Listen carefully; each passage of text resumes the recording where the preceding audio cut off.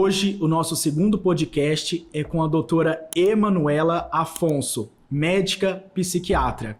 Doutora Emanuela é minha amiga pessoal, ela reside aqui em Guaíra, faz os atendimentos aqui na cidade. Boa noite, doutora Emanuela. Conta um pouquinho da sua história, quanto tempo que você já atende, de onde você veio. Boa noite, Du. Formei na mesma faculdade que você. Eu e a Manu fizemos a Universidade de Uberaba, lá em Uberaba, juntos. Eu um pouquinho antes que você, né? Eu já tenho, esse ano faz 15 anos de formado e 7 de psiquiatria. Sim. E é muito legal essa roda de conversa. A psiquiatria está muito ligada com a dermato e é muita demanda no consultório das duas especialidades juntas. É um prazer ter você aqui comigo, né? A vida trouxe você aqui para Guaíra e a gente acabou se tornando paciente um do outro, amigo um do outro. Para quem sabe aí um pouquinho da nossa vida, sabe que a Manu é uma pessoa muito presente dentro da clínica, dentro da minha vida pessoal.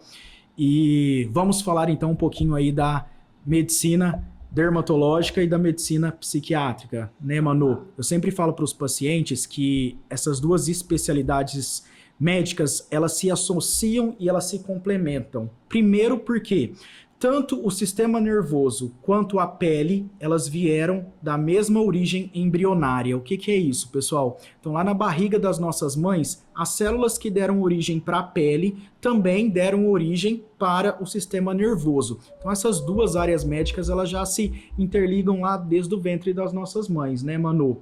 E fora isso, o que eu costumo falar? Muitas doenças dermatológicas, elas podem causar ou piorar doenças psiquiátricas. E doenças psiquiátricas podem piorar ou causar doenças dermatológicas. Então esses são os 3 motivos que essas duas áreas são tão interligadas, né, Manu? Você quer falar um pouquinho da sua experiência com as doenças dermatológicas dentro do consultório psiquiátrico, Manu? Principalmente as autoprovocadas, elas são muito comuns nos pacientes ansiosos, independente da faixa etária, algumas mais em jovens, outras mais em adultos, mais sexo masculino, outras feminino, mas em geral a ansiedade e as lesões de pele, principalmente autoprovocadas, elas caminham bastante juntas. Quais são as 3 principais que você recebe lá no consultório, Manu? As principais, o skin picking, que é o fato de retirar, né, as pelinhas principalmente da área da unha. Do cantinho da unha, da cutícula, seja mordendo, seja com alicate. A onicofagia, que é o roer a unha, é muito comum em criança, adolescente. Às vezes até deglutir essa unha, né, Manu? Justamente. E os pacientes com tricotilomania, que arrancam o próprio cabelo. Alguns chegam a engolir e, dependendo da quantidade, precisa até de tratamento cirúrgico, dependendo do caso do paciente. Para retirar o bolos de cabelo mesmo que forma ali, né, Manu? Sim. Eu também tenho essas 3 queixas muito presentes dentro do consultório, né? O que essas 3 doenças afetam ali no meu paciente? Vamos lá, vamos tirar os pacientes que estão retirando a pelinha, fazendo o roer das unhas. Vai aumentar muito o risco de infecção, o risco de lesões nas gengivas, né? Pacientes que fraturam dentes, pacientes que evoluem com gastrites, com perfurações internas, né? Até do esôfago, dependendo da quantidade que eles vão e a forma que eles vão roendo essas unhas. Outras áreas, igual você falou, outras doenças de se autoflagelar, vamos falar assim, de se agredir, é o fato de retirar os cabelos mesmo, né? Tem muita presença ali de pacientes que eles se arranham, pacientes que se queimam com fogo ou até mesmo com produtos químicos, com ácidos, né? E aí quando você vai avaliar, porque o dermatologista ele também tem a obrigação de avaliar um pouco, não como um psiquiatra, mas o fator ali psicológico do paciente, você vê que aquele paciente ele está passando por algum momento de sofrimento, de ansiedade, de angústia, de raiva, algo que ele não digeriu com ele mesmo, e aí nesse momento que eu acabo encaminhando meus pacientes para você, para te pedir um auxílio, né? Eu tratando a parte dermatológica, você está tratando a parte psiquiátrica, você recebe mais alguma coisa além desses pacientes, Manu? Como que é essa questão? Sim, tem várias outras doenças, pacientes apenas com hematomas, que parecem hematomas de quando você tem uma lesão mesmo, alguma batida, alguma contusão. Sim. Geralmente em áreas não tão expostas do corpo, por exemplo, parte interna de braço, de coxa, dá muito hematoma. As lesões de corte, que estão muito evidentes hoje em dia entre adolescentes, Sim. que se cortam com qualquer objeto cortante. A lâmina de barbear é muito comum, a faca, o fato de se arranhar com as próprias unhas mesmo, e com a intenção de aliviar o estresse do dia a dia, algum sofrimento, alguma dor, alguma crise de ansiedade, e isso tem gerado muita lesão de pele. Ali no meu consultório, ali na minha área dermatológica, o que eu vou fazer? Eu vou passar o antibiótico, a pomada, vou fazer o laser, vou fazer o tratamento naquilo que eu estou vendo ali localizado do paciente. Mas aí a sua área, o seu tratamento vai ser literalmente o que a gente não consegue ver, a parte interna desse paciente, né? E aí, como que você engloba isso dentro do consultório? Você entra com as medicações sistêmicas, você enquadra esses pacientes dentro de alguma outra doença psiquiátrica? Como que é essa questão? Sim, eles estão relacionados ao TOC, que é o transtorno obsessivo compulsivo, que é uma forma um pouco mais grave da ansiedade.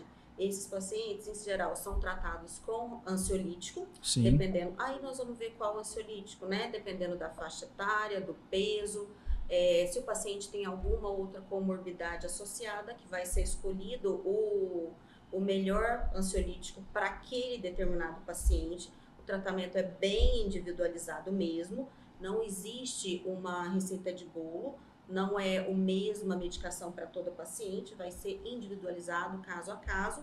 Geralmente a gente associa com um estabilizador de humor para conter a impulsividade do paciente, e nos casos graves é preciso um antipsicótico também para segurar a impulsividade. E nesses pacientes, dependendo do grau da intensidade, do sofrimento que está causando para esse paciente, um simples estabilizador de humor já não consegue. Aí a gente precisa de um antipsicótico. Geralmente esses pacientes são muito instáveis emocionalmente. Sim. Então eles não se firmam emocionalmente, são muito fronteiriços. Então não dá para segurar só com ansiolítico mesmo. É preciso associar um estabilizador de humor ou um antipsicótico, dependendo do quadro, até as três medicações junto. Sempre associando com o tratamento dermatológico, a psicoterapia e uma atividade física. Hoje, outra questão que eu queria falar com você, que eu sempre converso com as minhas pacientes, a dermatologia, a medicina estética, que é uma área da dermatologia médica, ela não vem para transformar, para mudar, ela vem para melhorar o paciente. Pelo menos é isso que eu prego dentro do meu consultório. O que eu consigo fazer de melhoria para esse paciente. Mas a gente vê uma onda e um crescimento de pacientes que vivem uma constante insatisfação com o seu corpo. O paciente ele chega com um corpo que a gente consegue melhorar, a gente consegue deixar esse paciente mais bonito, só que ainda esse paciente consegue se ver, olhar no espelho e ver uma imagem que as outras pessoas ao redor, elas não estão conseguindo ver. Muitos desses pacientes estão extremamente magros e eles se olham e se veem obesos, eles se acham obesos, né? Como que você tem tratado isso dentro do consultório? São os pacientes com dismorfismo corporal. Sim. Os pacientes que se veem no espelho, às vezes tá com o peso ideal para a idade, para a altura do paciente está ideal, mas ele se vê totalmente obeso ou ele se vê totalmente magro. Daí a gente ainda puxa uma ramificação para anorexia, para bulimia, que são as pessoas que ou que param totalmente de comer ou que provocam vômito. Não necessariamente é só a imagem do corpo ali. Às vezes, por exemplo, ele tá vendo até aquela roupa não fica boa. Exato. Ou o excesso de maquiagem, a forma rítmica de se maquiar, tá? E isso também é tratado com ansiolítico e terapia associada. Aprofundando um pouquinho mais, Manu, a gente sabe, né, que algumas vitaminas, alguns sais minerais, alguns hormônios, eles vão interferir tanto na parte dermatológica da saúde da pele e da beleza da nossa pele, dos cabelos e das unhas, mas que eles também vão interferir na parte do sistema nervoso, na questão da psiquiatria. Sim. Eu acho que vale muito a pena a gente falar um pouquinho sobre a vitamina D. A vitamina D a gente adquire ela tanto pela alimentação quanto pela ingesta de medicação, mas Deus fez de uma forma muito sábia que a gente consegue converter vitamina D através da exposição solar. Então isso interfere totalmente na minha área. É claro que eu vou indicar para os meus pacientes somente o sol ali até às 7 horas da manhã, depois das 18, ultimamente depois das 18h30, quando tem um pouquinho de sol. E fator de proteção solar, seja por roupa, seja hoje até medicamentos orais que agem como protetor solar e também o protetor solar tópico, né? Mas eu vejo sim os benefícios da vitamina D na minha área, mas eu queria ouvir sobre a sua. O que a vitamina D, que é produzida aí através da minha área, que é a pele, vai interferir na sua área, que é a psiquiatria? Ela vai estar bastante ligada com a questão do ânimo e desânimo do paciente, com a memória do paciente, com o cansaço, a fadiga. E lembrando que a vitamina D, para ser absorvida, também depende da nossa quantidade de cálcio no organismo, Sim. né? Então, toda vez que você for fazer um diagnóstico de ansiedade ou do transtorno de ansiedade generalizada, é necessário pedir a vitamina D do paciente, tá? Porque a ausência dela, a deficiência de vitamina D, mascara sintomas de ansiedade. E de depressão. E de depressão também, tá? E o que acontece? A vitamina D e a B12, que está presente nas carnes e nos legumes, causa memória e concentração. O paciente fica péssima, ele bastante cansado, ele só quer deitar e dormir. Então a gente precisa repor, um diagnóstico diferencial da ansiedade, a hipovitaminose, tanto da D quanto da B12. Doutora, a parte da psoríase, que eu vou te falar que é mais ou menos uma média de 10% dos meus pacientes hoje são pacientes de psoríase, né? Eu vejo que nesses 10% a gente pode estipular e falar mais ou menos que uns 8% eles desenvolvem quadros de ansiedade, de depressão, de limitação social, né? Então, esses pacientes eu estou encaminhando para o psiquiatra e quando eles retornam do psiquiatra, fazendo uso da medicação de vocês, junto com as minhas medicações, junto com o meu tratamento tópico ou tratamento a laser, eu vejo que eles começaram a responder de uma forma positiva muito mais significativa. Por que você acha que esses pacientes com a psoríase, eles estão tão interligados com a área da psiquiatria? A nossa cabeça controla o nosso organismo. Se o nosso emocional não vai bem, toda a nossa função orgânica pode ser desregulada, inclusive lesões de pele, tá?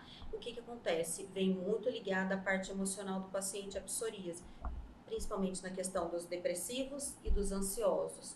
Aí nós vamos ver qual que é a queixa do paciente. Ele tem a lesão de pele, ele tem sintomas ansiosos ou tem sintomas depressivos, para a gente escolher o melhor tratamento para ele. Por quê? Querendo ou não, a gente vive numa sociedade onde a aparência externa conta muito. E se o paciente não se sente bem fisicamente, a autoestima dele vai lá embaixo.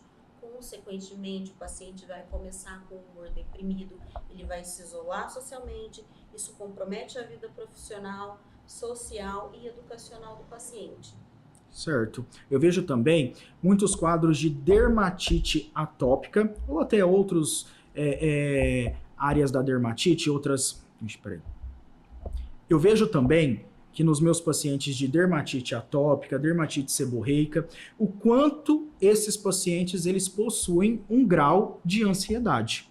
Então a dermatite, ela vai aparecer ali as lesões no corpo e você vê que aquele paciente ele leva a unha, ele vai coçando, ele vai se esfregando, ele vai evoluindo para um grau até de urticária, de lesões com infecções secundárias, com machucados, com cicatrizes, né? E você vê que ali está, sim, em muitos casos, associado tanto a ansiedade quanto um grau de depressão também. Você consegue ver isso?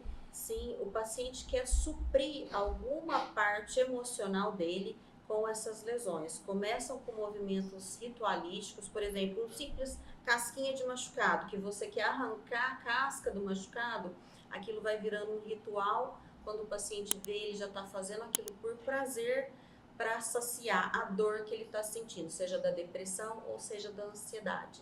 E é importante a gente falar isso porque eu bato muito na tecla dos pacientes de como hoje as doenças, as queixas, elas podem ser tratadas através de um leque. Não é apenas uma medicação. É claro que dentro da dermatologia, no caso, existe aí um triângulo, né? Que a gente vai evoluindo grau a grau o tratamento. Às vezes, com uma simples pomada tópica ali, a gente vai conseguir resolver, no caso aí, a dermatite do paciente, a dermatite atópica. Mas a gente vê que se não tratar, se não melhorar, a gente precisa ir evoluindo nesses degrauzinhos da pirâmide e muitas vezes entrar com medicação oral, usar um dos lasers mais top hoje que existe no mercado para dermatite atópica, que é o Adva TX, e que em muitos graus, ali no ápice da pirâmide, eu preciso do auxílio também do psiquiatra para que a gente consiga controlar essa doença, diminuir a frequência do aparecimento dela, né, ou até estabilizar para que ela não apareça mais. Sim, porque uma das causas mais comuns da dermatite atópica hoje em dia é a parte emocional.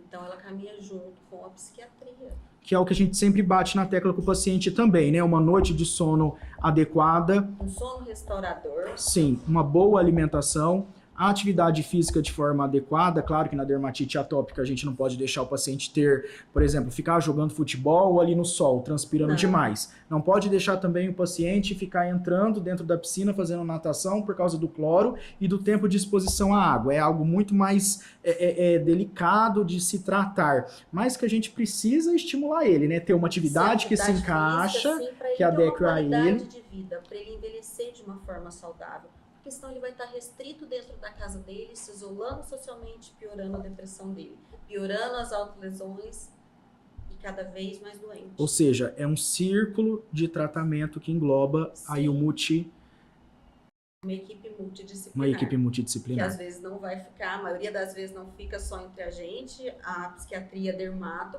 a gente vai estender para o educador físico, para um psicólogo, a gente precisa da equipe junto com esse paciente. Doutora, um outro assunto muito interessante é sobre a geração Z. Essa geração Z, ela está chegando cada vez num número maior para dentro do consultório. No entanto, algumas das peculiaridades que aparecem para mim é literalmente eles imprimirem uma folha ou mostrar no Instagram que eu quero este rosto, que é o do fã deles. E aí, é claro que eu vou gastar todo o meu latim falando para eles que não é assim, que aqui talvez se combinar aquele lábio mais próximo, eu posso até fazer pro paciente. Mas que se eu ver que vai comprometer os padrões de beleza ou até mesmo os padrões de saúde e o fisiológico, eu jamais vou fazer aquilo para o paciente. E assim, você vê que ali por trás existe não a queixa somente da estética, mas uma queixa que foge da minha área dermatológica e vai muito mais para a área da psiquiatria, que aí eu acho que é onde você entra. Esse estereótipo compulsivo que essa geração Z deseja inteira, aquele padrão de beleza único, que eu, como dermatologista, venho lutando cada vez mais para tirar isso aí mesmo assim de dentro do consultório e deixar o natural, o belo natural, cada vez mais em evidência. Como que você tem se portado frente a esses pacientes da geração Z? A gente quer um natural, um bonito mais natural, né? Sim. E eles chegam mesmo pra gente entristecidos, num sofrimento absurdo, sim, a ponto de falar assim, olha, o meu dermatologista ou o meu cirurgião plástico não me deixou com esse rosto. Aí até a gente explicar, graças a Deus ele não deixou. Eu quero 5 ml de preenchedor no lábio, querida, eu não vou pôr. Não vou fazer. Você vai pôr no máximo 2 ml. Exatamente, porque tudo que é exagerado passa, fica artificial, fica feio, né? E o que acontece? Essa geração Z, mas isso não acontece só na geração Z, tá? Acontece em alguns adultos também, mas os adolescentes estão muito evidentes, né? Por causa do que a mídia prega, do shape que a mídia padroniza, é aquilo que eles querem e eles vão até as últimas consequências. Eles estão tentando suprir alguma falta que eles tiveram lá atrás. Geralmente essas faltas têm origem na infância e eles querem suprir um vazio, uma coisa inexistente. Eles não sabem te explicar essa sensação de vazio, de solidão que eles sentem. Eles definem como se fosse um buraco dentro deles. E eles querem preencher esse buraco, tá? Seja com beleza, seja com aprovação da sociedade, seja com aprovação dos amigos, seja com os exageros, seja com compras. E o que acontece quando eles não conseguem? O que vem acontecendo quando o paciente é emocionalmente instável? São os cortes, tá? As automutilações com gilete, com qualquer objeto cortante, tá?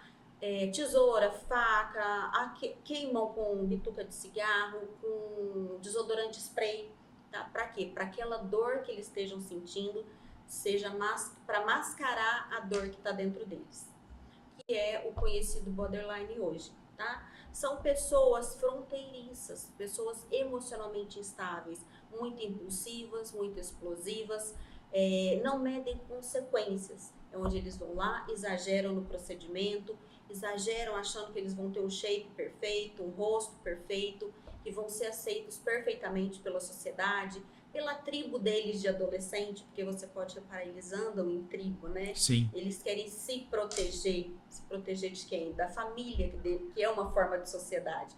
E é onde eles estão se reconhecendo como pessoa, eles querem criar a sociedade deles. E tem se boicotado muito. E aí eu acho que é onde entra mesmo o nosso compromisso com a ética da medicina de falar, sim, calma aí, né? Você sabe o que você quer, eu sei o que você precisa. Que vai ficar o nosso limite é até aqui. As minhas mãos são limitadas para te entregar isso. É isso que eu posso te entregar, te apresentar e te doar. Fora isso, não cabe mais as minhas mãos fazer por você. Você também coloca esses limites. Sim, tem que impor esses limites.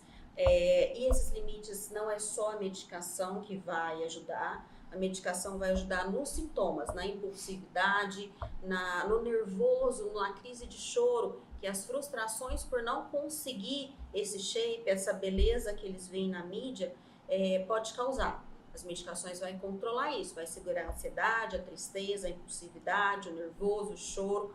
Mas o que acontece? Estabelecer limites, achar um meio termo entre as extremidades, que nem tudo para menos ou tudo para mais, achar Sim. aquele meio termo para ficar equilíbrio de forma natural, tudo, né? o equilíbrio que é o ideal, a gente vai precisar de bastante terapia com o paciente. E a gente não consegue isso numa consulta só não, tá? São várias consultas, várias indas e vindas, são pacientes de difícil manejo, porque às vezes eles não acreditam naquilo. O remédio psiquiátrico, ele não é igual a um antibiótico que uma semana fez efeito, o paciente está tratado. Aqui você vai ver melhor a partir de 15 a 30 dias de uso da medicação. E para um adolescente que é imediatista, que ele custa esperar, o que acontece? Ele começa o tratamento, principalmente o emocionalmente instável. Começa o tratamento, daí uma semana, duas, ele quer parar. Eu não estou vendo efeito, eu não estou melhorando. Calma, nem começou a fazer efeito. Nem o simples tratamento dermatológico que você fez, às vezes, não vai estar dando efeito em 15 dias. Do mesmo jeito que a sua medicação, muitas vezes delas demoram 3 meses para dar resultado, né? E a gente sempre troca essa figurinha porque eu sou seu dermatologista. Então você fala, eu quero isso, mas Manu, e você fala, eu não vou limite, fazer. eu não vou fazer. E muitas vezes eu te ligo porque você é minha psiquiatra, calma, não é bem por aí, também não vou te prescrever isso. Então se nós temos essa dificuldade de entender o parecer do outro, você imagina o paciente. A gente custa entender, a gente quer às vezes também ter aquele controle, aquele resultado daquela situação. E a gente não tem. Na verdade, a gente não tem controle de nada. Tudo é muito incerto. É o que eu mais tenho visto ultimamente. Sim, hoje a vida é incerta, hoje nada é garantia de nada. Lembra na época dos nossos avós, você estudava, você tinha um emprego, passava o resto da sua vida naquele emprego. Hoje a vida é instável, é tudo muito volátil. Tá? Hoje as pessoas, elas não te satisfazem rapidamente. Por que você está cada vez mais buscando crescer, estudando, ambiciando, trocando de emprego quando você quer, quando você precisa? Porque tudo é incerto. E é isso, o adolescente precisa ver que a vida é incerta, que não é uma certeza. Só que como o adolescente ainda não tem a região totalmente frontal do cérebro totalmente formada, ele é inconsequente, ele não consegue esperar, ele é imediatista. E aí ele sofre, os pais dele sofrem e a gente profissional sofre junto com eles. Com certeza. E você falou uma coisa interessante, que você falou assim, os pacientes mais velhos, eles também apresentam isso que a adolescência está apresentando. Eu concordo, mas eu vejo assim que os pacientes mais velhos, eles já estão com aquele medo desenfreado de envelhecer. Sim. E o que eu tenho mais pregado dentro da clínica é: vamos envelhecer sim, porque envelhecer é um presente, é uma dádiva de Deus, mas vamos envelhecer com dignidade. Não é fácil. Eu tô com 33 anos, eu tenho acesso a tudo ali dentro da clínica. Às vezes eu me olho dentro do espelho, na frente do espelho e vejo, poxa, essa ruga não estava aqui, essa mancha não era daqui, esses poros não, peraí, tá formando uma papadinha, aqui tá caindo, aqui tá um pouco mais flácido. Mas isso também é belo.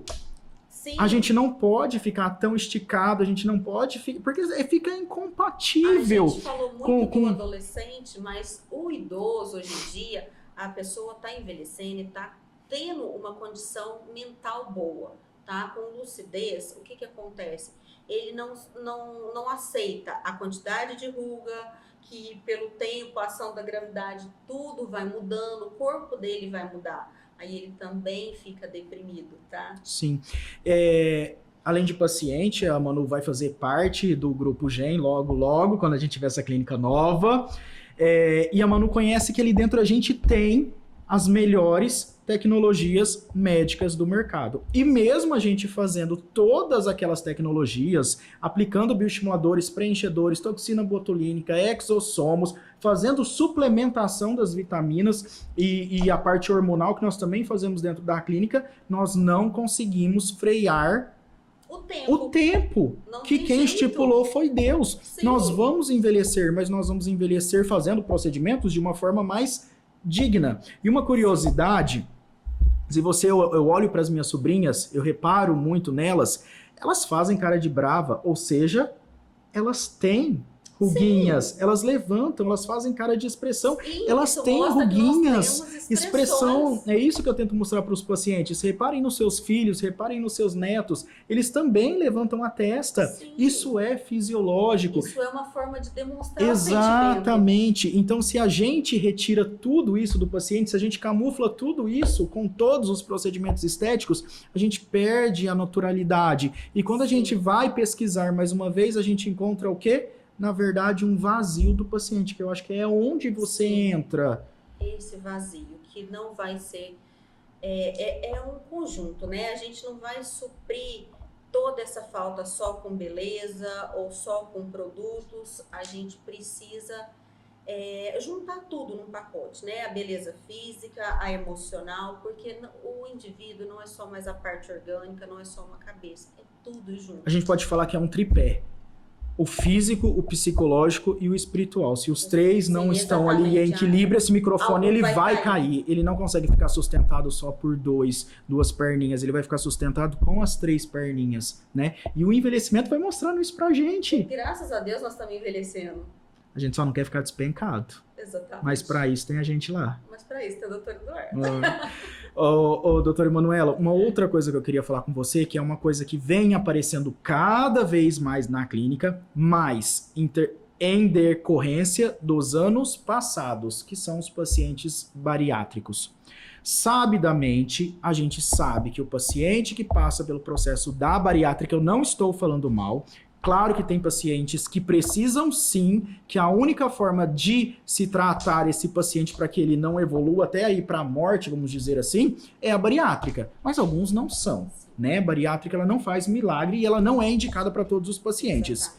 E na minha área, na dermatologia, um paciente que fez bariátrica, veja bem, ele nunca mais vai ter o coxinho de colágeno, ele nunca mais vai ter a elasticidade da pele como antes. Ele não vai perder só 1% de colágeno ao ano. Ele vai ter uma degradação dessas fibras muito mais rápidas e significativas do que um paciente não bariátrico. Até pela questão da falta de absorção de vitaminas, de sais minerais que vão contribuir, proteínas que vão contribuir na formação desse neocolágeno, desse colágeno novo. Então, é uma ação que interfere diretamente na minha área dermatológica, seja por flacidez, seja por queda de cabelo e outras queixas que os pacientes apresentam. Mas a gente sabe que também interfere na parte psiquiátrica. Sim. Tanto que, se eu não me engano, para se realizar uma cirurgia para bariátrica, o paciente precisa passar por psicólogos, uma rede de apoio de psicólogos e o psiquiatra, né? Para liberar. Sim, essa é uma cirurgia do que eu tenho muito medo, tá? Porque assim, ó, a bariátrica, se o paciente não tiver emocionalmente preparado, ela não vai funcionar. O que acontece? A cirurgia, ela mecanicamente, você diminui o estômago do paciente, ele não vai comer porque o estômago está pequeno. Mas a gente sabe que o estômago é elástico. Se você começar a forçar, ele vai dilatar de novo. E o que acontece? A compulsão pela comida era o paciente preenchendo alguma coisa que estava faltando nele lá atrás. Só que, e ao invés dele procurar o psiquiatra, o psicólogo tratar, ele usou a comida como uma forma de alívio. Sim. Tá? Só que aí o estômago diminuiu de tamanho, ele não vai comer. O que acontece? Só que aí muitos deles vão pro lado da bebida alcoólica ou da droga. Certo. Aí nós vamos ter um outro problema. Porque a bariátrica, na verdade, ela tem que ser na cabeça. O paciente tem que fazer aquele tratamento emocional, para ele falar por quê? O estômago diminuiu de tamanho, mas a cabeça continua a mesma, os desejos continuam o mesmo, a ansiedade continua a mesma, a depressão a mesma. Ele não tem um rede de apoio, se eu não me engano, tá ideação suicida com maior, né, chances de ter. Absurdamente no paciente bariátrico. E é um paciente que ele não vai poder comer mecanicamente, mas ele vai achar outro tipo, porque a comida era um vício dele. E isso acontece quase sempre. Muito. Então, se ele perde aquela questão da ingesta aumentada de comida, ou vai para compra, ou para bebida alcoólica. É muito comum, a maioria delas é a bebida alcoólica. Então, o bariátrico não bebe. O ideal é não beber. Mas o que acontece? Ele vai suprindo a falta da comida com a bebida alcoólica. E aí o que acontece? Bebida alcoólica começa a dilatar o estômago, ele começa a ver que ele pode comer de novo. Aí que muitas pessoas perdem a bariátrica.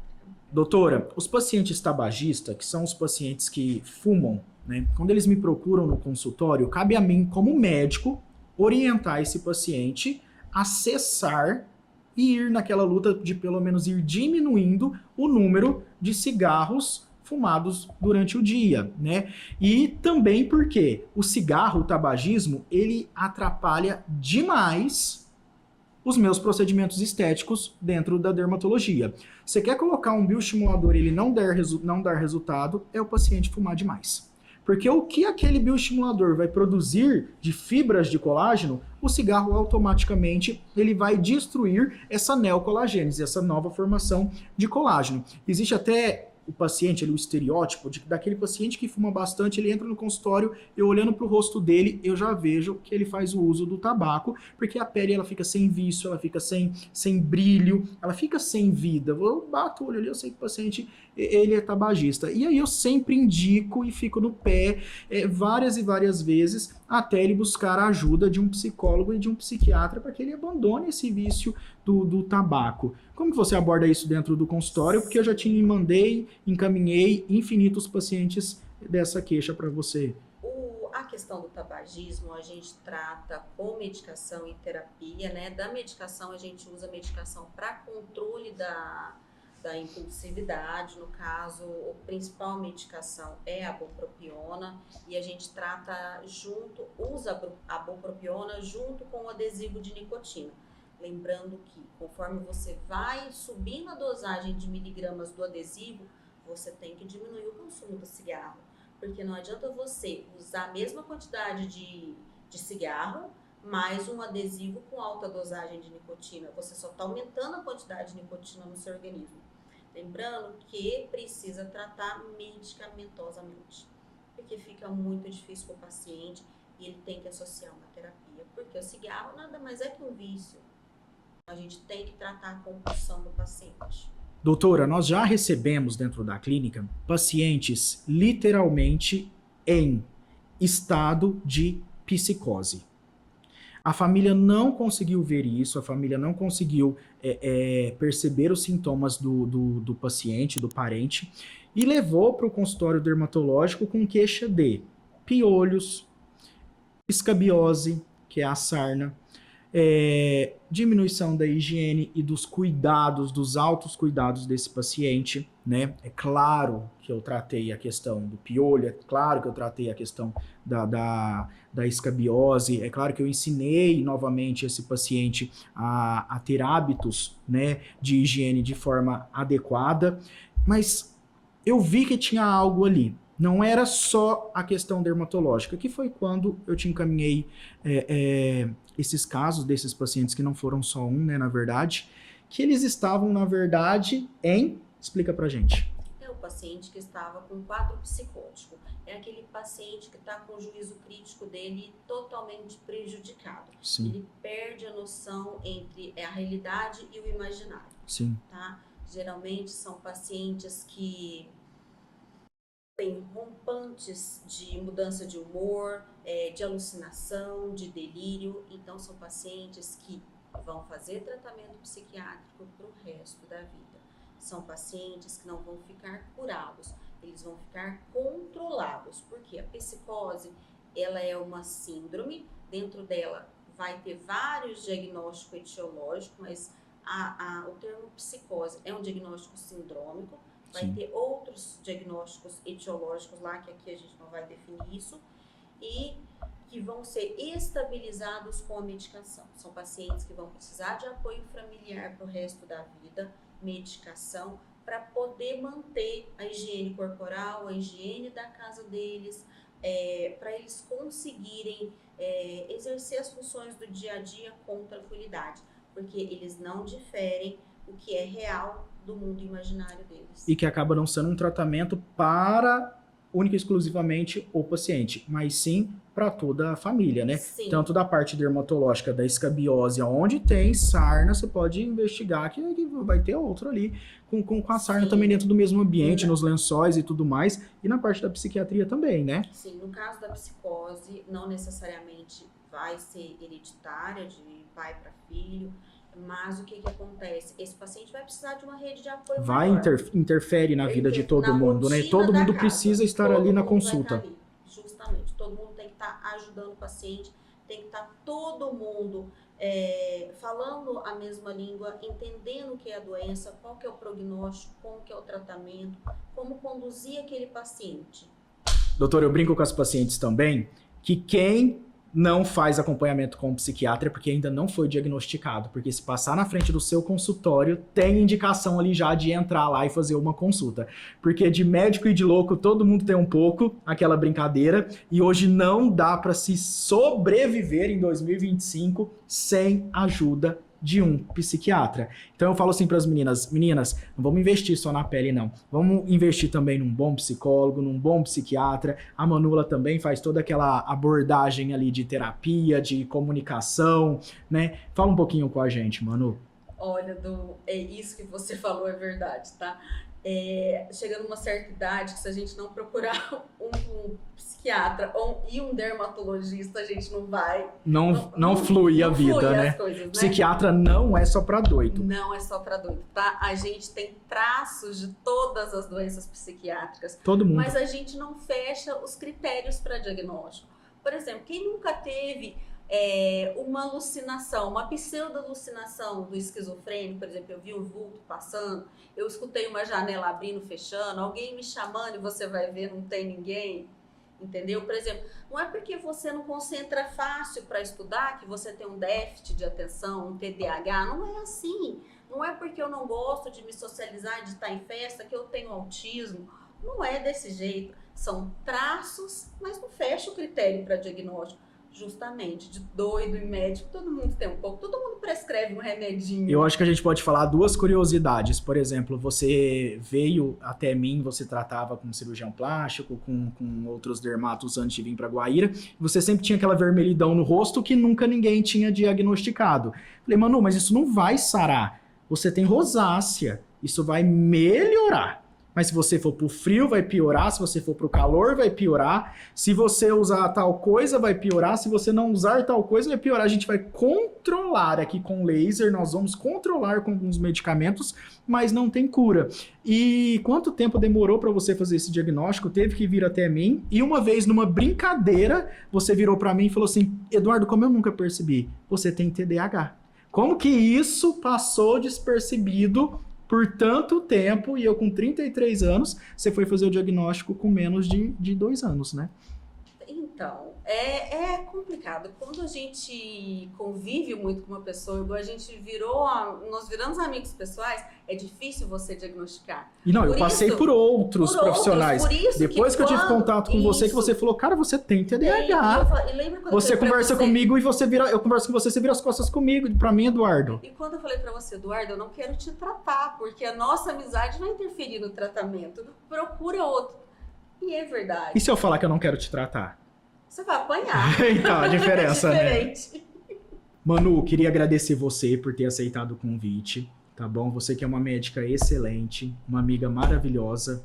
Eu tenho certeza que juntos esse bate-papo leve, simples, vai ter sido muito eficaz para os nossos pacientes, né? Eu acho que a gente conseguiu transbordar aí as maiores queixas e as maiores situações que a gente encontra dentro dos nossos consultórios, seja de dermatologia, seja de psiquiatria, né, nessa união das nossas duas áreas, tá? Então, muito obrigado. Du, eu quero agradecer a oportunidade, foi um bate-papo muito engraçado, muito divertido, confesso que no começo eu estava muito tensa, mas quero agradecer a oportunidade, a parceria dos nossos pacientes, as redes sociais, eu quero que você coloque para os seus pacientes também, @EmanuelaAfonsoPsiquiatria, tanto no Instagram quanto no Facebook, e que você precisar, tamo junto.